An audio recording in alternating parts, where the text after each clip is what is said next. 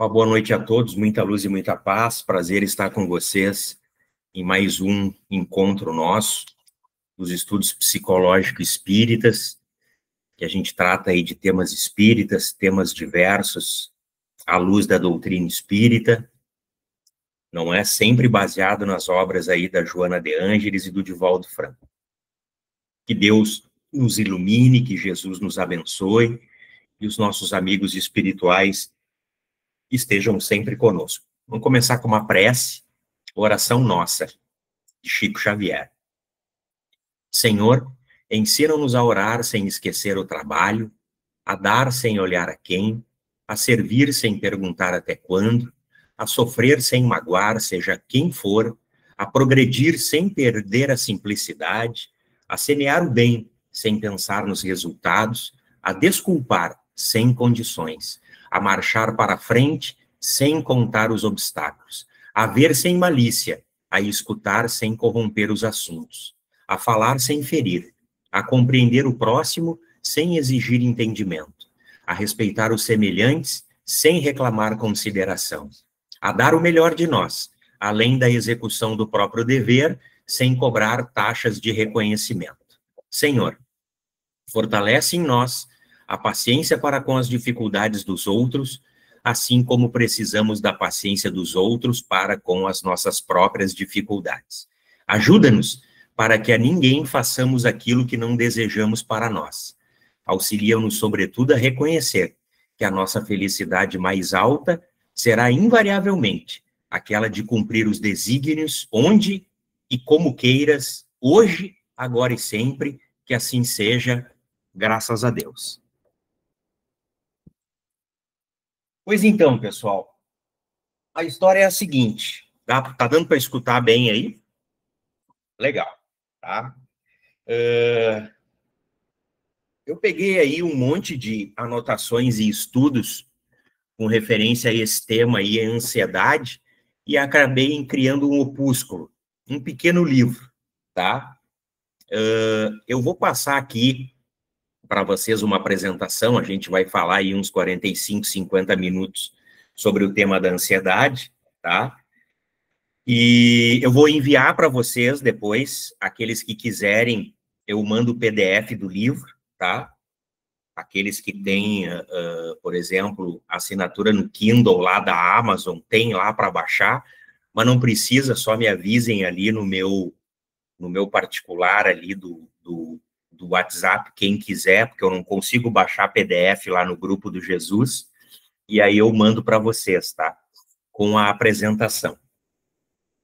Então, claro, o livrinho ali tem 60 e poucas páginas, né, de A4 ali, tamanho Word, e aqui na apresentação que eu vou começar a passar para vocês está muito resumido, tá? E o que eu pergunto, assim, para vocês, o que eu faço uma observação é o seguinte, para iniciar.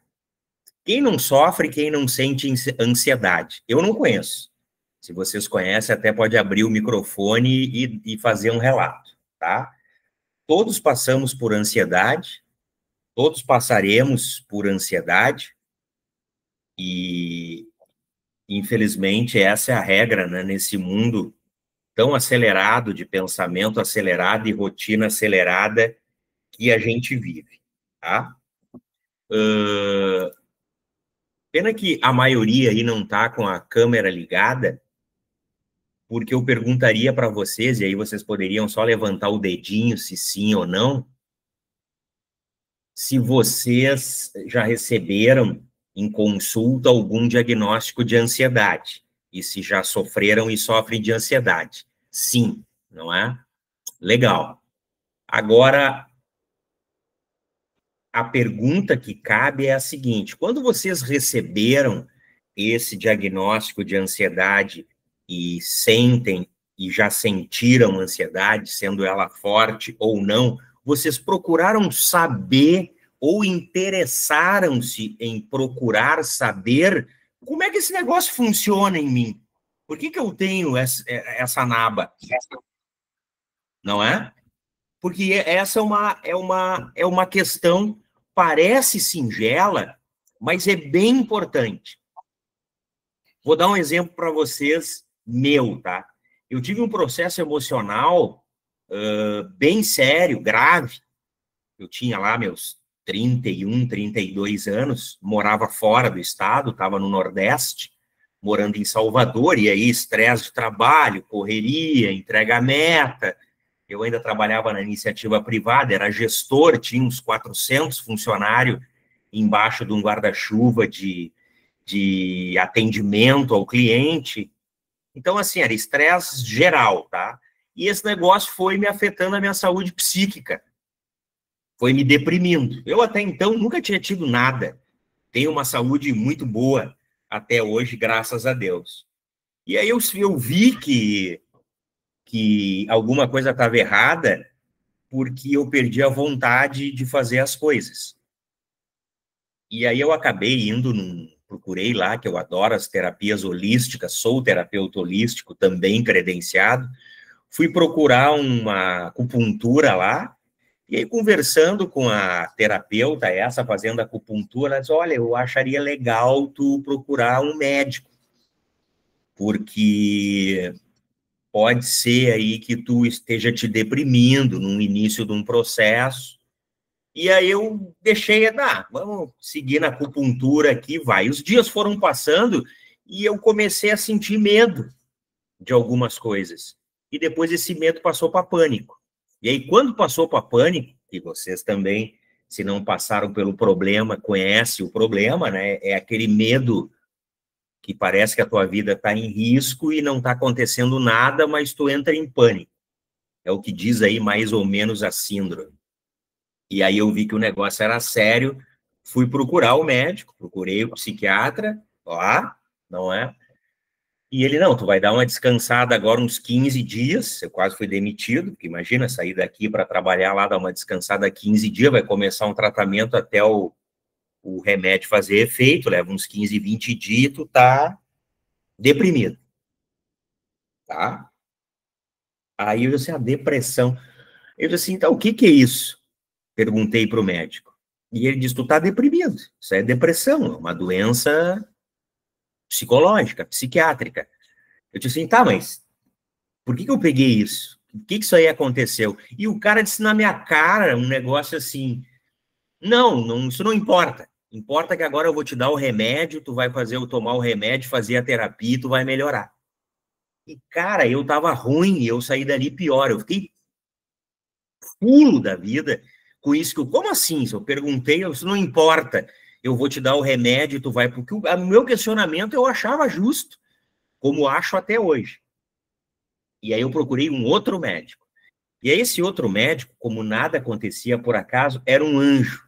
Porque assim, ele, antes, eu não perguntei nada, esse outro psiquiatra, antes dele me dar o diagnóstico, primeiro eu conversei tudo que eu estava sentindo e passando, ele pegou lá um quadrinho dele com um pincel atômico, aqueles, e começou a desenhar. Vou te explicar aqui. Ele desenhava bem, desenhou o cérebro, botou lá as sinapses, os neurônios, isso aqui. Eu sou péssimo desenhista, o desenho dele foi bem legal. Eu acho que ele ficou assim, quase uma hora, me explicando o processo. E no final ele disse, tu tem depressão. E vai tomar o remédio, isso. Eu passei por isso. E tirei essa experiência como uma experiência muito enriquecedora para a minha vida. Por quê? Para não ter de novo. Para prestar atenção nas causas, entendeu?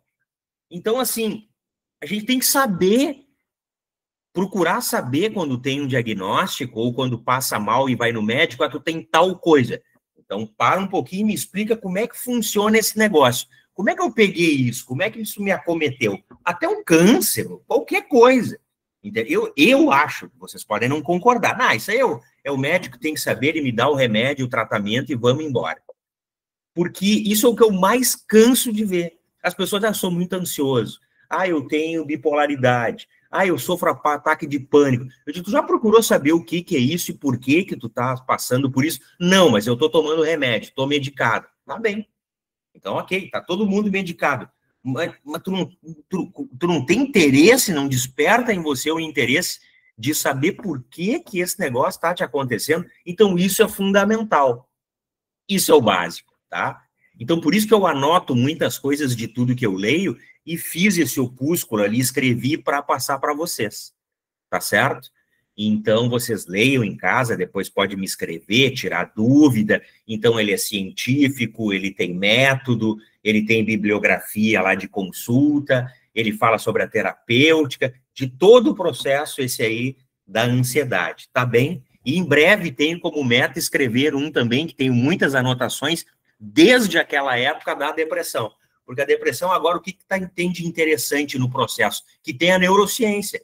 Então, a neurociência está derrubando vários blocos, muros, que a medicina tradicional da época anterior à neurociência dizia que era depressão e hoje não é. São outras causas, inflamação, causas de problema de sinapses, causas genéticas. Enfim, a ciência está sempre evoluindo. Então, eu venho pesquisando já desde aquela época há bastante tempo e acompanhando essa evolução. Quero escrever também, tá? Então, depois dessa introdução longa, esse prolegômeno, quando diria o Allan Kardec, vamos lá. Vocês conseguem enxergar aí a apresentação? Sim? Tá, legal. Não? Sim ou não? Não, João? Mas ela tá na tela. Silvana, tu tá vendo a apresentação na tela? Não ainda, João? Não estou te escutando. Abre o microfone. Vai pelo celular, é diferente. Thales e os outros conseguem ver, a Anália? Dá pra ver. Ah, dá para ver? Dá pra ver. Tu não, João? Ah, eu não tô vendo. Pois é, acho que é um problema no teu dispositivo. Tá, só um pouquinho que eu acho que eu achei. Agora eu achei. Tá, agora aqui. Eu tô vendo. Então tá. Da biologia. Vou desligar o microfone, tá? Tá. Qualquer coisa que vocês quiserem gritar, gritem daí que eu paro. Então vamos lá. A natureza do alarme, é o que fala, tá? Então, ela é originalmente a ansiedade uma obra-prima da evolução. Isso tem literatura, tá? Não são palavras minhas. Aqui eu fiz um copy-cola. Não tem nada do Paulo Hatke aqui. A literatura séria, científica, de pesquisadores, neurocientistas. Então, olha aí, ó, para muitos que acham uma tragédia. Originalmente, é uma obra-prima da evolução. Longe de ser um erro de sistema, ela é um complexo e sofisticado mecanismo de antecipação e preparação para ameaças futuras. Então, imaginemos lá, diz aqui o ser humano ancestral. Se ele não sentisse um pingo de ansiedade ao ouvir um galho quebrar na floresta escura, a sua probabilidade de sobrevivência seria nula, zero. Aquele medo, então, difuso, que não é perdido, escuro, aquela excitação do corpo e da mente, era o que garantia a resposta instintiva de lutar ou fugir. Na literatura científica, o fight or flight, que, trazendo aqui para o bom português, é lutar ou fugir. Então, em essência, a ansiedade vem por isso. Quando a gente sente ansiedade, ativa um mecanismo ancestral de luta ou fuga. Então, se correr, o bicho pega, se ficar, o bicho come. Alguma coisa tem que fazer. Agora, como que é acionado esse mecanismo? Porque lá atrás era acionado assim. Então, é um mecanismo evolutivo ancestral. Então, como ele deu aqui o exemplo, o galho quebra, ele escuta aquele galho quebrando e sai debaixo da árvore. O cara não morre, tá? A mesma coisa nós em situação de perigos, quando a gente sente uma ansiedade, não é?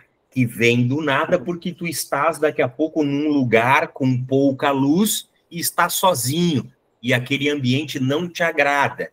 Ele faz com que você sinta-se ameaçado ali e em risco. Então, brota aquela ansiedade e todo o nosso sistema biológico, imunológico, toda a nossa química, não é cerebral, começa a funcionar, ok? A natureza do alarme, né? Vamos entender o que é a ansiedade. Então, tem a ansiedade normal, por exemplo, essa do galho quebrando. É uma ansiedade normal. Essa que eu dei o exemplo ali, eu estou num lugar que eu não estou confortável. É uma ansiedade normal, então ela é proporcional e temporária. Ela não vai fazer com que você passe muito mal. aqueles que têm ansiedade, que dá tontura, náusea, a cabeça começa a explodir de dor, desmaio, vômito. Esse é o em excesso. Não, é aquela ansiedade proporcional. Eu estou com os meus alarmes todos ligados. Então, a ansiedade normal é proporcional e temporária. Tem como não ter ansiedade? Não. Ele é um mecanismo biológico evolutivo. Faz parte da vida humana. Então, mas ele é proporcional e temporária. Sempre que ela for proporcional à tua capacidade de perceber que alguma coisa não está legal e temporária, quando tu sair daquele local ou te defender do galho caindo, aquilo passa, tu tem então a ansiedade normal e o teu corpo e a tua mente está funcionando tudo bem, tudo numa boa. Então isso serve como motivador que nos prepara para enfrentar desafios e situações de estresse. Agora, a patológica. Não é ansiedade patológica, é desproporcional. Ela é persistente, ela é limitante, ela interfere na qualidade de vida e nas atividades diárias de quem sofre. Para vocês terem uma ideia, trazendo aqui Joana de Ângeles, mas também até fazendo como é que se diz, sendo leal, outros pensadores, diversos outros pensadores também trazem, a ansiedade patológica também é quando o nosso pensamento está sempre no futuro. É o viver no amanhã. Então, o ansioso está vivendo no futuro. Então, essa é a ansiedade patológica. Então, vejam, diferente da outra, ela é desproporcional porque ela é persistente. Por que ela é desproporcional? Porque não adianta eu estar com a minha cabeça no futuro preocupado. Eu não sei o que vai acontecer amanhã. Ah, mas pode acontecer tal coisa. Poder pode, mas também não pode. Essa é a realidade. Então, a vida é o momento, esse presente que a gente está vivendo. Então, ela torna-se desproporcional por isso. Porque eu estou com a cabeça e a preocupação recorrente, persistente, na frente, no amanhã. E aí, o que acontece? Se ela é desproporcional e ela é persistente, eu fico com os meus hormônios, com a minha química hormonal, por exemplo, um hormônio cortisol, que é um hormônio muito forte, que é gerado pelo estresse crônico e pela ansiedade, tá? Então, o cortisol também é um hormônio, um mecanismo da evolução. Agora, se eu estou sempre ansioso desproporcionalmente, eu estou envenenando o meu cérebro e a química do meu sangue com esse hormônio que ele é neurotóxico, o cortisol. Então, eu não posso estar vivendo no futuro e não posso estar sempre preocupado, por quê? Por causa disso. Então, a ansiedade torna-se patológica. Eu estou sempre inundando o meu corpo e o meu cérebro, e principalmente o nosso cérebro, envelhecimento precoce, Alzheimer, demência. Muitos desses problemas é de neurotoxicidade do cortisol. Podem pesquisar isso. Então, o cortisol em excesso, ele é neurotóxico para o cérebro. E aí, fora que outras patologias e outras enfermidades que chegam, gastrite, vamos lá, vocês são recordistas nisso aí também, gastrite, mal-estar, dor de cabeça crônica, enxaqueca, muita náusea, tonturas, desmaios, tem um monte de coisa, se vocês forem pesquisar, que trazem aí a ansiedade. Pode levar aos ataques de pânico, pode levar a depressão profunda, pode levar e leva a tentativas de suicídio. Então, essa é a diferença. Então, a gente precisa desse conhecimento e ele é muito importante por isso. Então, assim, sempre quando tu vê que a tua ansiedade está desproporcional, que acenda um sinal amarelo. Não, peraí um pouquinho. Por que eu estou preocupado com essa coisa que ainda não aconteceu? Faz sentido eu estar preocupado se ela ainda não aconteceu? Não, não faz. Então, tu tem que mudar a regra do jogo. Tem que tomar iniciativas novas. Tu tem que fazer escolhas diferentes. Tu tem que trabalhar alguns mecanismos no teu dia a dia que tu pare de estar com o teu pensamento e os teus nervos e a tua mente no futuro e causando em você essa ansiedade desproporcional. Ah, eu vou perder o emprego. Ah, eu estou com uma enfermidade que pode me levar à morte. Ah, eu estou com meu filho com problema tal. Ah, eu estou sem dinheiro para pagar uns boletos que venceu. Bom, problema e dificuldade todos têm. Só que nenhum deles se resolve com preocupação causada pela ansiedade através do pensamento no futuro. É isso que a gente tem que ter. É óbvio que eu sei que falar é fácil, mas por que ajuda? E essa é a ideia de eu mandar o livrinho para vocês. Porque com o conhecimento já acende uma luz, já dá um insight. Opa! Então, quando vocês forem sentir daqui para frente, depois dessa apresentação e depois que vocês lerem, tomara que vocês leiam lá o opúsculo esse que eu escrevi, aonde eu condensei ali os dados, vocês vão ver que quando os sinais forem disparados, esse flight and fight, do luta ou fuga, não, espera aí um pouquinho, não é tanto para ser isso. Então, alguns sinais, alguns insights de vocês já vão brotar pelo conhecimento do processo e como ele funciona. Tá aí a importância desse conhecimento. Tá dando para escutar bem? Sim? Então, vamos seguindo. Tá? Perspectiva científica, então, ó. Então, aqui está a neurobiologia do medo, ó, tá? Então, causa principal da ansiedade, medo. Medo do quê? Do que vai acontecer, das preocupações, eu estou com pensamento no futuro. Tudo isso gera medo, que é uma emoção normal, uma emoção primária. Então, o medo ele tem que ser ativado também quando eu começo a ficar incomodado de estar em algum lugar, ou com pessoas, ou em situações que eu sinta que aquilo ali não está legal. Então, o medo também tem aquele medo crônico, doente, muito além do normal, e tem o medo, aquele que é o normal do cérebro reptiliano, para a gente defender a nossa vida e preservar a vida. Então, esse aqui é o sistema científico, sistema límbico, que é o centro do processamento emocional e do medo no cérebro, ali onde tem a amígdala, depois lá o terceiro dispara as reações de medo e sobrevivência, a amígdala, que é a glândula das emoções, e o córtex pré-frontal, o neocórtex pré-frontal, regula respostas emocionais e decisões racionais. Então, aqui, ó, a parte divina, ou a parte rica, mais elevada do nosso cérebro, aqui atrás da nossa testa, o neocórtex pré-frontal. Realmente ele faz isso, tá? Ele regula respostas emocionais e decisões racionais.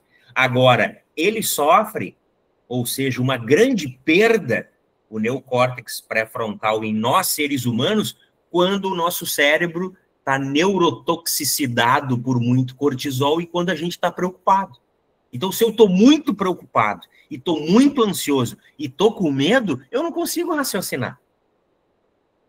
Entenderam? Por que as pessoas se chapam com drogas lícitas e ilícitas? Por que elas tomam remédio, ou cheiram um pó, ou fumam uma erva? Por isso, porque o cara quer desopilar, por assim dizer, ele quer acalmar essa cachoeira de emoções, de medo, de ansiedade, de preocupação que ele está sentindo. Ele não acha uma solução para resolver aquilo. Por quê? Porque o neocórtex pré-frontal, essa parte rica e nobre que temos para o raciocínio, para o discernimento, para o conhecimento, para a tomada de novas decisões, ele está contaminado.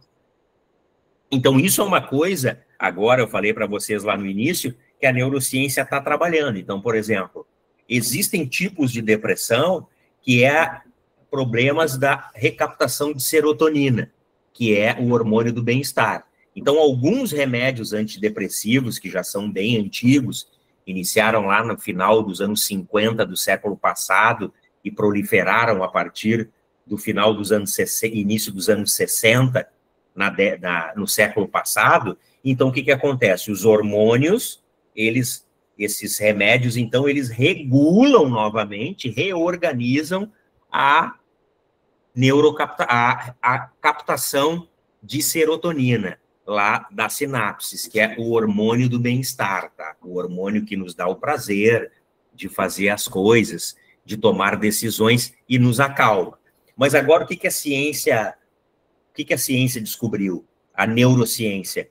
Que tem casos em que a pessoa não está com depressão. O que ela precisa? O neocórtex pré-frontal, essa parte nobre do cérebro, ela precisa ser fertilizada. Sabe o que é fertilização, né? Então, vou lá fertilizar a terra para plantar. Ela precisa ser higienizada, melhor dizendo. Por quê? Porque ela está neurotóxica.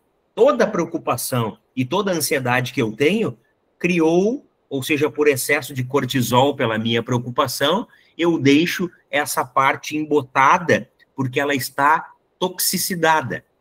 Então, eles já estão trabalhando em criações e testando outros tipos de remédio que são quase como fertilizantes, higienizadores dessa parte nobre do cérebro e diferente dos antidepressivos. Porque, por exemplo, o antidepressivo, ele começa a regular novamente a captação de serotonina. Só que quem teve depressão e começou a tomar antidepressivo só vai ter um início de melhora 20 dias ou 30 dias depois que começou a tomar o remédio.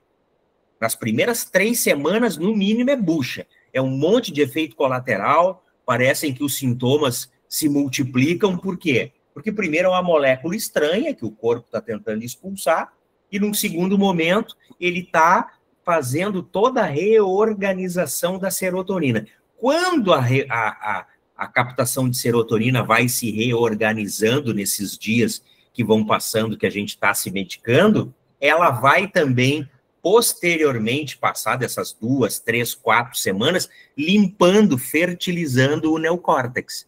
Por isso que demora, é mais demorado.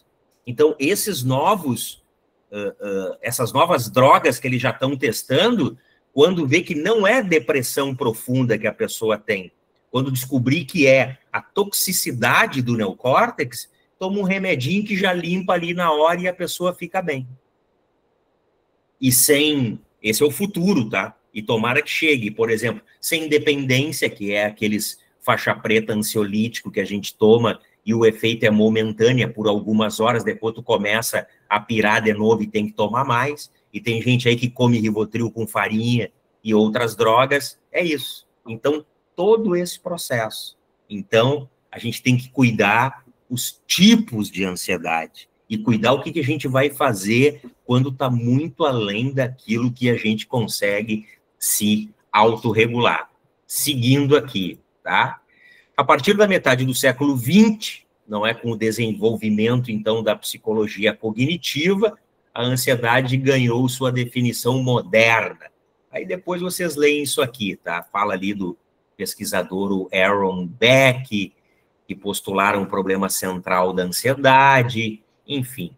Na perspectiva psicológica, aqui que nos interessa, tá? Química do estresse. Quando a gente tem medo, o medo reside no quê? Qual é a essência? Vamos lá. Probabilidade versus possibilidade. O cérebro, ele é neutro. Ele não sabe o que é medo real ou imaginário. Mas eu estou ansioso. Então, ou seja, o cérebro ansioso trata uma possibilidade remota. Exemplo, e se eu perder todo o meu dinheiro? O medo da miséria aí. Eu e a Silvana não temos esse problema, que a gente não tem dinheiro, né, Silvana? Então, o medo da miséria a gente não tem. A Claudete parece que é muito rica, eu acho que ela tem esses medos aí de ficar pobre, tá? Então, vamos lá. É uma possibilidade remota. Ih, Paulo, nada disso. Tô brincando. Mas eu estou ansioso, então eu trato isso como uma probabilidade iminente. Mas o cérebro, ele é neutro.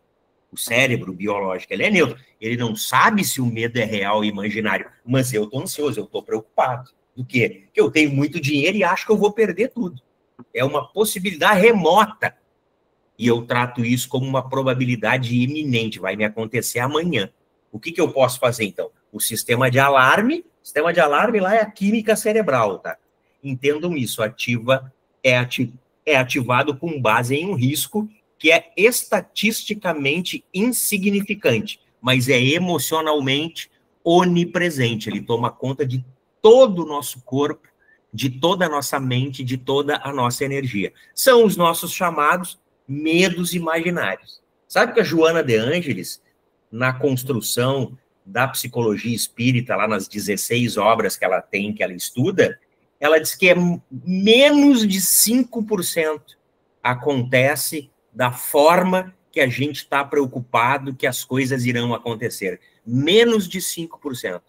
Mas na nossa mente, por desconhecimento dos processos, e como esses processos químicos, biológicos, humanos, psicológicos, psiquiátricos funcionam, como falta conhecimento na gente, sobra ignorância, desconhecimento, o medo é iminente. Então, o que acontece? O cérebro despeja adrenalina e cortisol no sangue. E aí, o que acontece? Tu tá parado, sentado, vendo a novela lá do SBT, a Silvana. E aí ela começa a pensar nisso, porque ela tá ansiosa, e o cérebro, então, joga lá suprarrenal uma carga tóxica de cortisol mais adrenalina. O que é a adrenalina no sangue? Eu não estou correndo, eu não estou pulando de paraquedas, eu não estou saltando de bungee jump, eu estou parado. Então, o teu coração vai disparar, tu vai suar frio, tu vai sentir tontura, ataque de pânico. E aí, ataque de pânico, vai para o hospital, estou morrendo, estou infartando, estou tendo um treco, estou tendo um AVC, vai lá, faz uma bateria de exame, o que tem? Nada. Manda ir para o psiquiatra. Todo mundo aí já deve ter passado por isso. Ou coisa igual. Todo mundo. Eu já passei. Então, vai lá, tira lá, fica uma tarde ou uma manhã no hospital, às vezes um dia inteiro, tira uma bateria e diz, teus exames estão tudo bem. Sinais vitais, coração, fez eletro e tal. Não tem nada. Tá, mas eu senti um negócio que eu quase morri. Quase morreu porque a mente ansiosa e preocupada. Então, probabilidade versus possibilidade. Aqui uma outra aula para a gente bem didática. Eu estou preocupado. Qual é que é a probabilidade, qual é que é a possibilidade? Ah, mas eu não sei calcular isso, probabilidade e possibilidade. Então é zero. Não tem que se preocupar. Joana de Ângeles, de novo. Sempre ela, na psicologia espírita. Nada no mundo... Dela, tá? Isso é frase de Joana de Ângeles, não é do Paulo Hatke. Nada no mundo merece a nossa preocupação de natureza perturbadora. Depois vocês podem até assistir a gravação de novo e anotar, colar no vidro do banheiro lá, para ler quando acordar, quando for escovar os dentes. Nada no mundo merece a nossa preocupação de natureza perturbadora. E tem outra. Sempre que surgir um pensamento perturbador ou preocupado, substitua imediatamente por um pensamento edificante, uma memória positiva, um propósito que tu ainda não tem e queira e que para ti vai ser muito satisfatório. Ah, mas quando faz isso? 1000 vezes, se for o caso. Se 1000 vezes tu te preocupar, 1000 vezes tu substitui. Porque isso é um treinamento. Então, outra coisa que a neurociência traz, a neuroplasticidade. Como ficam lá os nossos pensamentos ruminando na bem-aventurança e na preocupação, gerando ansiedade, pânico e outros transtornos, e como que eu construo também novos hábitos. Então, neuroplasticidade é mediante ação. Então, eu tomo uma decisão nova pelo pensamento e repito ali continuamente. Então, vejo Joana de Ângeles já dando, antes, ela trazendo da neurociência esse como é que se diz, essa funçãozinha aí, esse pequeno exercício prático que é fundamental. Tu vai fazer sempre substituir um pensamento perturbador, daqui a pouco não precisa mais, tu tá legal. Criou no cérebro lá toda uma nova neuroconexão, devido à grande neuroplasticidade, ou seja, a capacidade de mudança que tem o nosso cérebro. Agora, se eu fico ali ruminando o pensamento preocupado, e me carregando de toxinas e ansiedade, eu não vou mudar. Não. Então, entendam, mais do que o remédio, mais do que o tratamento, mais do que a psicoterapia, que é essencial e fundamental, e vamos falar da TCC agora, que é a terapia cognitivo-comportamental, e ela traça todos esses caminhos para a mudança de comportamentos, pensamentos e hábitos, é tudo na mente, gente. Tudo na mente. Então, tu tem que pegar o médico, tem que pegar o remédio, tu tem que pegar a terapia, mas também tu tem que mudar a mente. Foi o que também esse anjo da guarda lá em Salvador, o segundo lá que me deu a aula do que era a depressão, ele também me falou isso. um cara holístico, iluminado, aquele psiquiatra. Eu vou te dar o remédio, tu vai fazer a terapia uma vez por semana, vai fazer 15 dias em casa, daqui 20 dias o remédio vai começar a fazer efeito, depois nós vamos aumentar um pouquinho, e vamos fazer o seguinte, toma por 6 meses, depois tu vai vir aqui, eu vou te rever para ver se tu vai tomar mais 6 meses, então no mínimo 6 meses, no máximo esse aí que eu vou te dar, 1 ano. Agora eu vou te dizer uma coisa, isso também é um chamado à mudança de pensamento e de atitude, ou seja, de escolhas.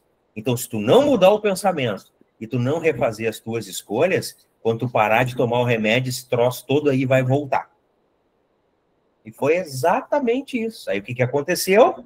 Não voltou por quê? Porque eu resolvi a minha vida. Não quero isso mais para mim, não quero ter essa vida aqui de estresse hipotecando o meu rim, meu fígado e a minha saúde psicológica para CNPJ, fui. Pedi as contas, peguei a passagem, vim embora sem emprego e comecei aqui a fazer as coisas, me virar e estou aí até hoje, 25 anos depois. Então, é na mente. Começa na mente e depois com mudanças, certo? Controle versus incertidão. A ansiedade é, acima de tudo, uma rejeição à incerteza da vida. Então, aqueles, né, os neuróticos, eu tenho que fazer tudo certinho, eu tenho que fazer tudo perfeito. Então, esses neuróticos aí, né, Claudete?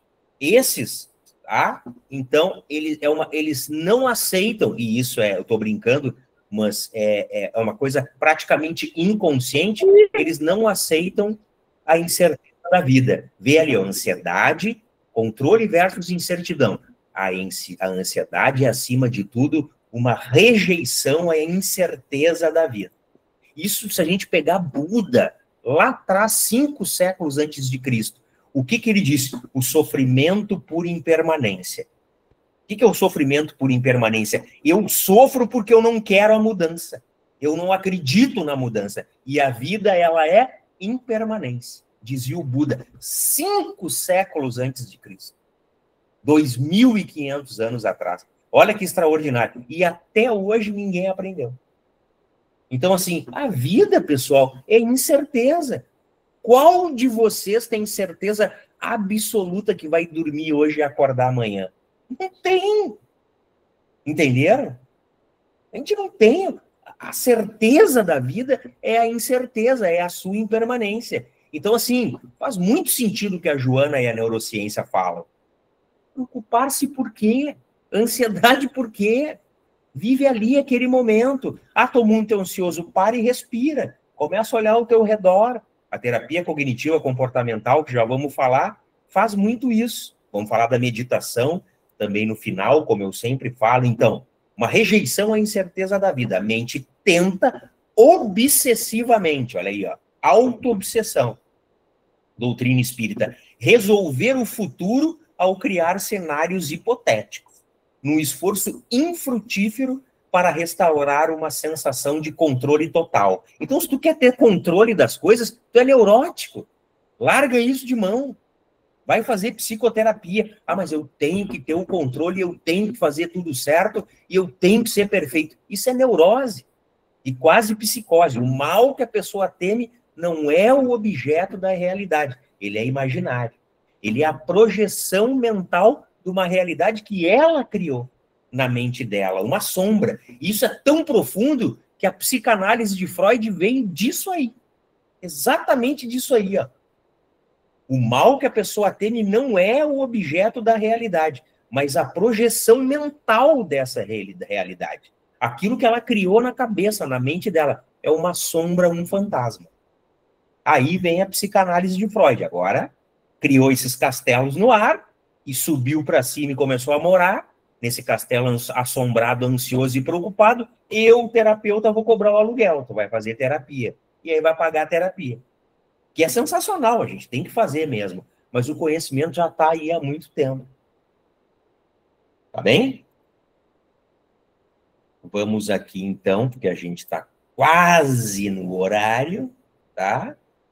Para a TCC, tá? Química do estresse. Então, a TCC, Terapia cognitivo-comportamental opera no modelo triádico, pensamentos, emoções e comportamentos. Ó. E é isso aí mesmo. É quase uma definição de vida. O que é viver? Pensar, emocionar e comportamentos, hábitos. Ó. Então, o paciente com ansiedade, pode ser TAG, transtorno da ansiedade generalizada, pânico, fobia social, agorafobia, tem pensamentos disfuncionais, catastróficos, viciados em ameaça. É os mundos imaginários. Esses pensamentos geram emoções de medo e pânico e, por sua vez, levam a comportamentos de evitação, ou seja, eu evito locais, porque lá eu vou ter medo. Eu evito trabalhar, porque aquele ambiente é tóxico. Eu evito viver, porque eu vou passar mal. Ou rituais de segurança. Então, começa o toque, né? O transtorno obsessivo-compulsivo, fechar a porta, limpar tudo. Quem não tem controle fora quer ter controle dentro de casa. Não é mudar a plantinha de lugar 500 mil vezes. Então, o objetivo da terapia é quebrar esse ciclo vicioso, ou seja, interferindo nos pensamentos e nos comportamentos, respeitando esse modelo triádico. Pensamentos, emoções e depois comportamentos. Então, tem aí as técnicas cognitivas, elas desafiam o modelo catastrófico. Ó. Então, primeiro, identifica as distorções. Então, tu vai falar e o terapeuta vai te encaminhar ali, ou seja, vai tentar que tu tome conhecimento dos mundos imaginários que tu está criando. Então, catastrofização, por exemplo, né, os cenários catastróficos, pensar que o pior resultado é o mais provável, enfim. E o pensamento dicotômico também, ó, ver o mundo em preto e branco. Ou eu sou perfeito, ou sou um fracasso. Então, assim, é a crença altamente limitante e destrutiva, né? Então, o mundo não é preto e branco. Existiam TVs antigamente preto e branco, existe umas hoje aí, antigas, fotografias também em preto e branco. O mundo é colorido. Então, ou eu sou perfeito ou eu sou um fracasso. Não funciona assim. Leitura mental, achar que sabe o que os outros pensam. E aí gerando fobia social. Esse é o primeiro. O segundo, ó, questionamento socrático. Olha a filosofia aí. Análise de evidências. Então, o terapeuta vai ensinando o paciente a desafiar, a confrontar o pensamento automático catastrófico.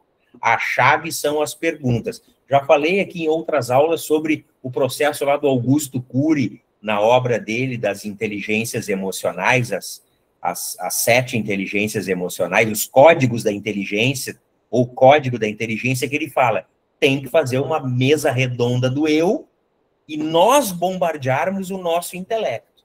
Então, tá alguma coisa tá achando estranho? Qual é a evidência que aquilo é real? Qual é a prova de que isso vai acontecer como eu estou pensando? Então, nós temos que estar sempre contrapondo o medo do mal que não acontecerá.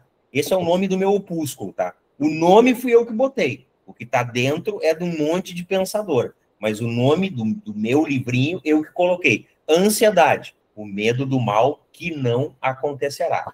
E segue, ó, qual o pior resultado? E o quão ruim ele seria realmente se ele acontecesse. Então, o terapeuta vai te ajudando a minimizar o pensamento catastrófico. Qual o resultado mais provável? Restaurando a perspectiva racional. Lembrando, Joana, nem 5% do pensamento catastrófico e da tragédia que tu criou vai acontecer exatamente da forma como tu criou e como tu está pensando. Então, ao submeter o pensamento ansioso ao crivo da razão, o paciente começa a enfraquecer a força e a crença no medo, tá? E aí fala aqui também das técnicas comportamentais, quebrando a evitação. Então, a gente...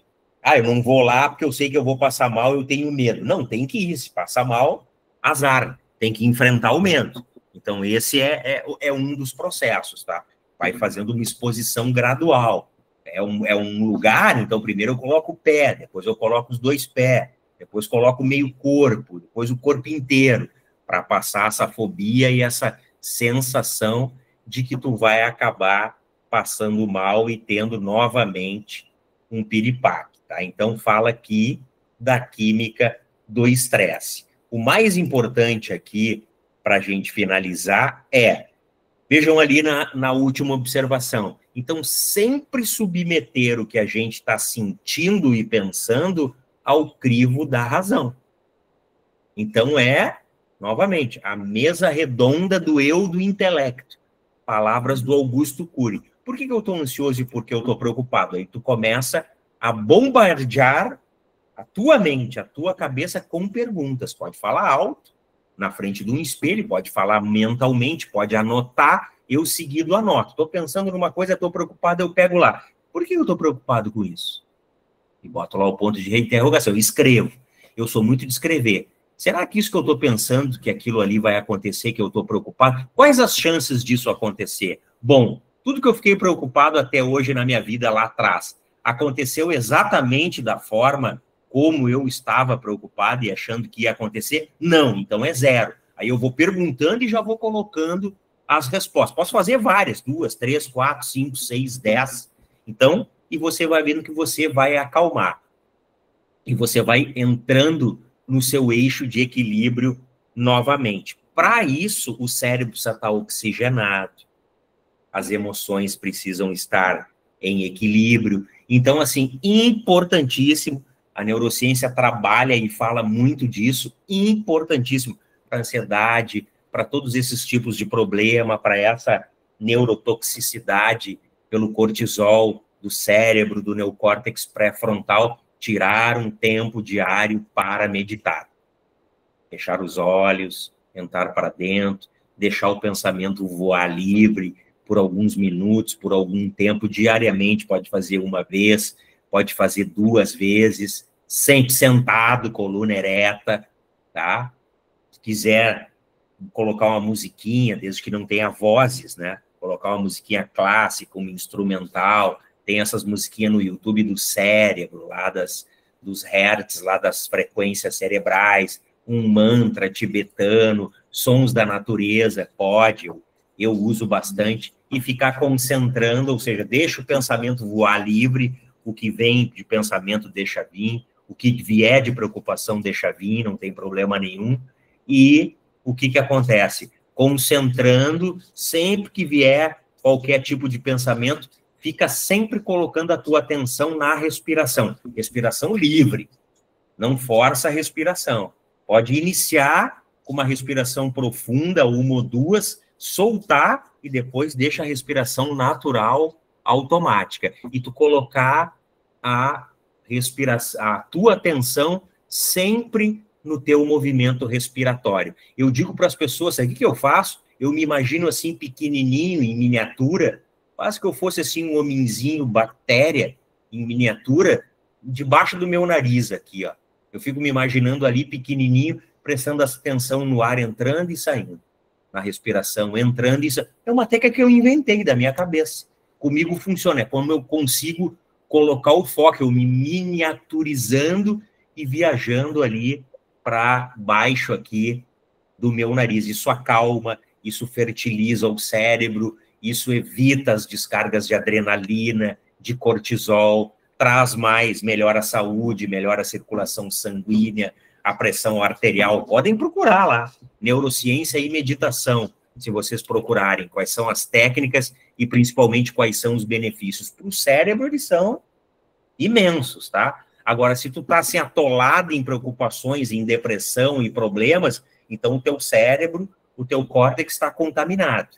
Então tu precisa fazer um tratamento clínico, médico, né? Tomar um remedinho para equilibrar essa captação de serotonina, essa ansiedade generalizada, ataques de pânico, enfim, fazer a terapia, ou seja, que é esse processo de análise clínica de falar, pode fazer a TCC, que para esses processos a cognitivo comportamental, que tem trazido aí benefícios extraordinários para as pessoas, para aí depois começar a meditar e fazer, como se diz, né, esse choque intelectivo contra a sua própria cabeça, porque se tu tá com a tua cabeça confusa, tu não vai conseguir fazer todas essas coisas. Então, primeiro, alivia a carga na tua mente, alivia a carga no teu cérebro, e aí começa a fazer, aí define um horário diariamente para você aí dar uma meditada e controlar aí a tua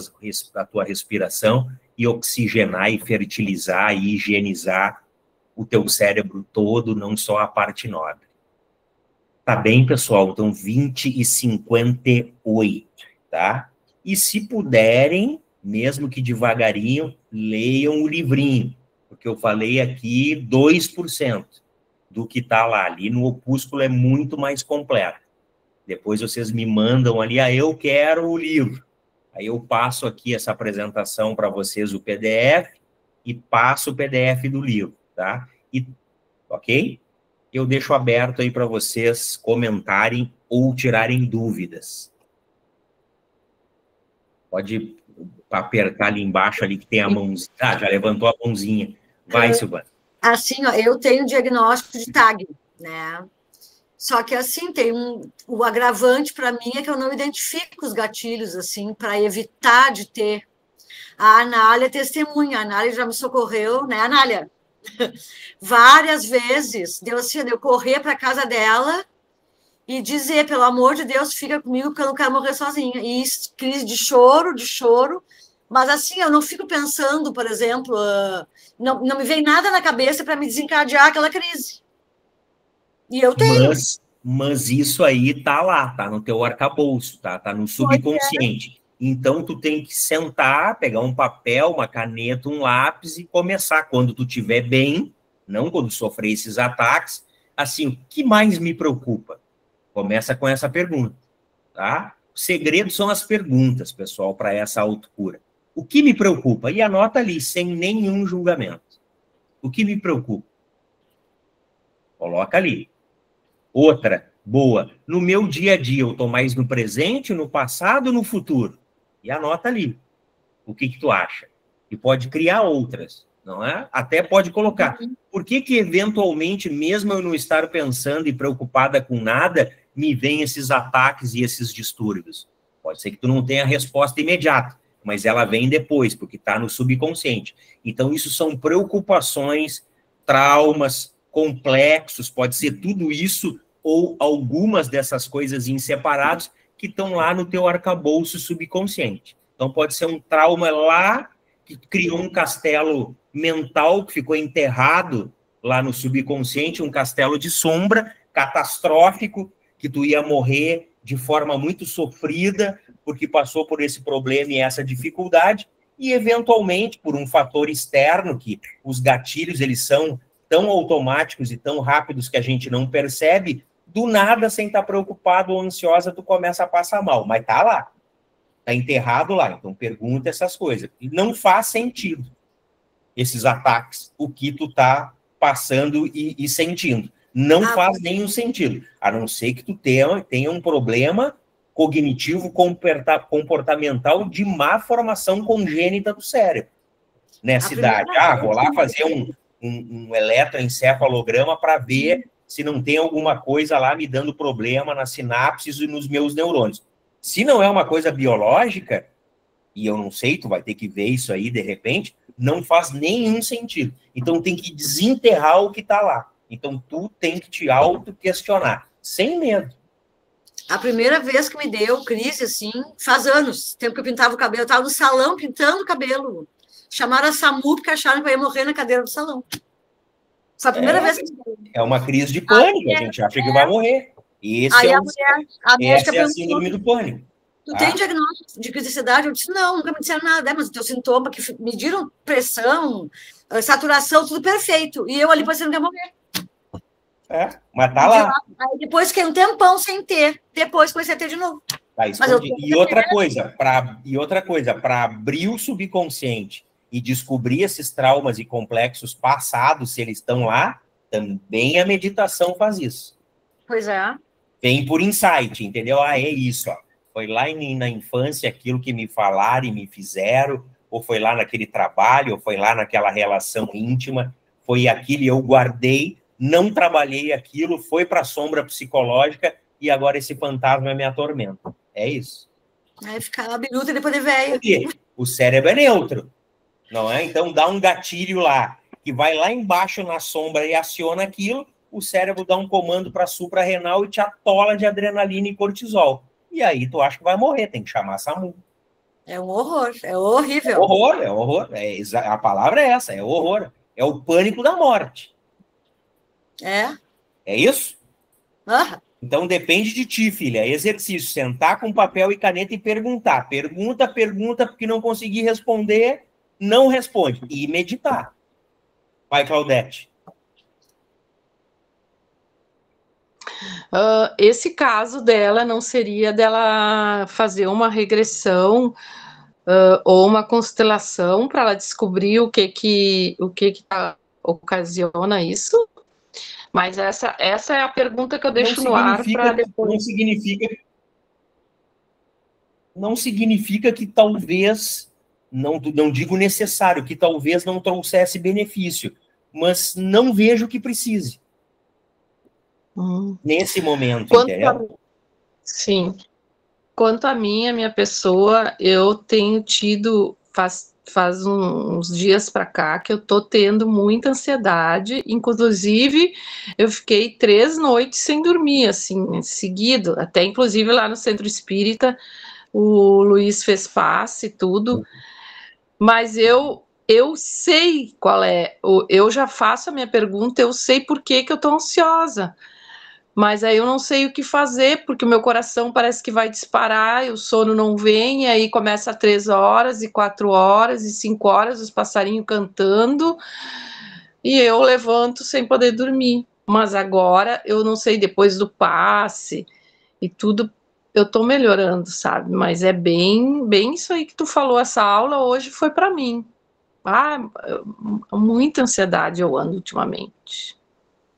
Então tem que cuidar, tá? Porque a ansiedade é algum evento futuro que tu criou e te preocupa e tá alimentando ele e ele não acontece e não vai acontecer. E tu fica ansiosa. Então, meditação também. Além de prece e passe. Então, sentar, respirar. Melhor coisa com a ansiedade, tá? Muito ansioso. Para. O que tá fazendo? Para. Senta, inspira profundamente, segura um pouquinho pelo nariz e solta pela boca. Aí, tudo esperando o corpo responder. Sentiu necessidade de inspirar de novo. Inspira profundamente pelo nariz, segura e solta pela boca. Umas 3, 4, 5, 6 vezes. Já vai melhorar. Isso a gente começa a ansiedade. Silvana também. Tu vê que começa alguma coisa. Será que eu vou ter ataque de pânico? Para e já começa a fazer isso da respiração. Por quê? Porque aí o cérebro corta, entendeu? O fluxo e não pede mais para a suprarrenal jogar adrenalina na tua corrente sanguínea. Porque a respiração equilibra isso. Te acalmou, volta a fazer outras coisas. Ou fica mais um tempo sentado, ou fecha os olhos e dá uma meditada, e aí deixa agora não forçado a meditação e a respiração seguir o seu ritmo normal. Então, se a gente está saindo, a técnica é essa, tá? Parece assim, mas isso é utópico, estou no trabalho, não pode. Mas o corpo, o que você pode e você não pode fazer, é problema de vocês, é problema nosso. Então, quando vem a ansiedade, o corpo começa a dar os alarmes, o corpo está te dando uma mensagem seguinte: pare. Pare e volte para o seu eixo. É isso que está te dizendo. Então, não importa o que está fazendo. Se tu quer ficar bem e não passar mal de novo, para, senta e vai respirar. 5 minutos que tu ficar fazendo isso, tu não vai morrer. Isso? Tá bem? Mais alguém?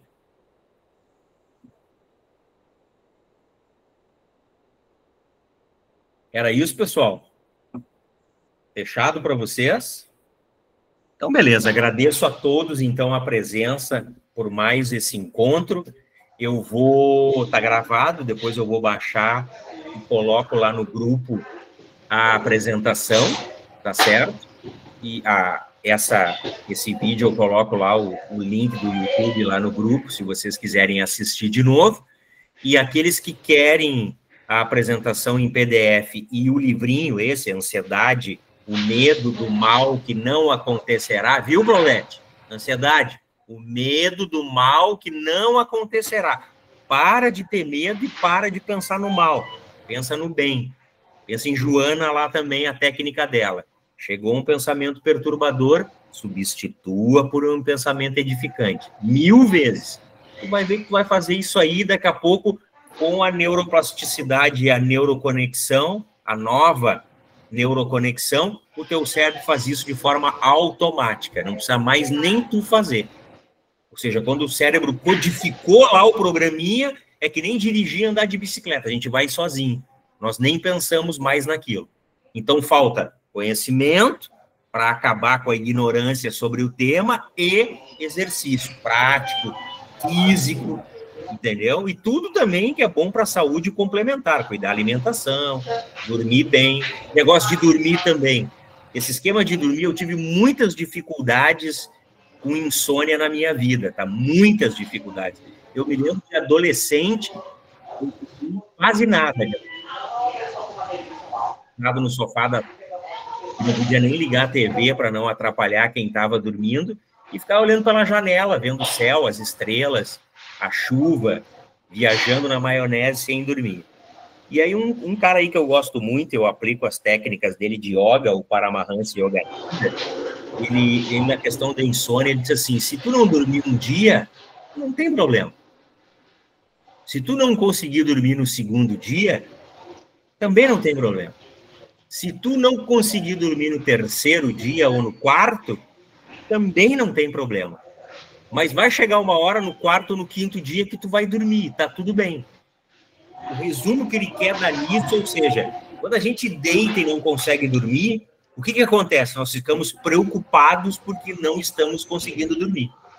A gente está preocupado achando que a partir de então vai começar a ter insônia e não vai mais dormir. E aí o nosso cérebro vai fazer o quê? Vai preparar todo o nosso sistema orgânico para a gente ter insônia e não dormir. Entenderam? Esse é o recado.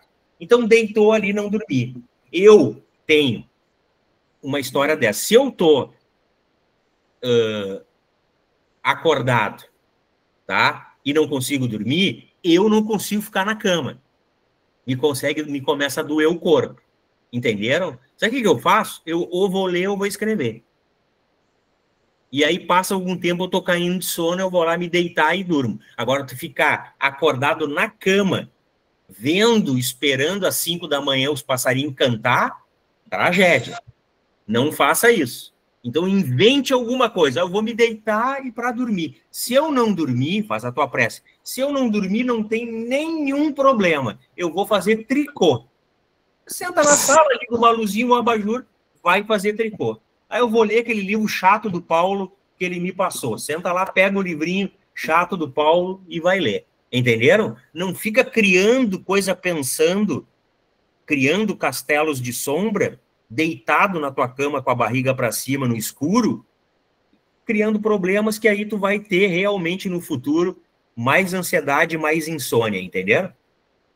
Técnicas. Aprendi com o Yogananda, eu durmo que nem passarinho. Pra vocês terem uma ideia, eu não consigo nem ler mais. Eu deito, abro um livro, às vezes eu não consigo terminar um capítulo. E eu era um cara de pegar e ler um livro inteiro, às vezes de 200, 300 páginas, 7, 8 horas da noite. Ah, porque verdade. Hoje, Deus o livre, eu acho que é 2 páginas, já cai na minha cara. Porque, ou seja, eu ficava preocupado em... Por que eu não estou dormindo? Será que eu estou com insônia? Será que eu estou ansioso? Será que eu estou me deprimindo? E aí tu tá bombardeando isso o teu cérebro, que é neutro, ele não sabe, ó, o cara tá com medo de tal coisa. Vamos preparar isso aqui diferente no corpo dele, porque ele tá com medo lá de não dormir, de ter insônia. Então a gente tá chamando o negócio. Que nem diz lá os evangélicos, chamando o capeta. Né? Então a gente tem que expulsar o capeta. Sai, capeta. Tá bem? Então, em tranquila serenidade, confiantes no divino amigo e mestre Jesus, agradecemos pelo amparo, pelo carinho, pela luz, pelo guia, pelo aprendizado. Muito obrigado por esse ano que está findando, pelo novo ano que está em breve entrando, e a gente vai ter muito mais conhecimento, muito mais aprendizados aí, aos nossos mentores e amigos, familiares espirituais que nos acompanham, que velam por nós, a nossa gratidão pelo carinho, pelo amparo, pela luz, pelo guia correto, independente das nossas falhas e das nossas más escolhas. Muito obrigado a todos vocês aí, um final de ano muito abençoado, e durante esses dias aí a gente vai se falando, tá bem? Então, já tem aí para vocês, tá? Beijo no coração. Tá. Até a próxima. Boa noite. Boa noite.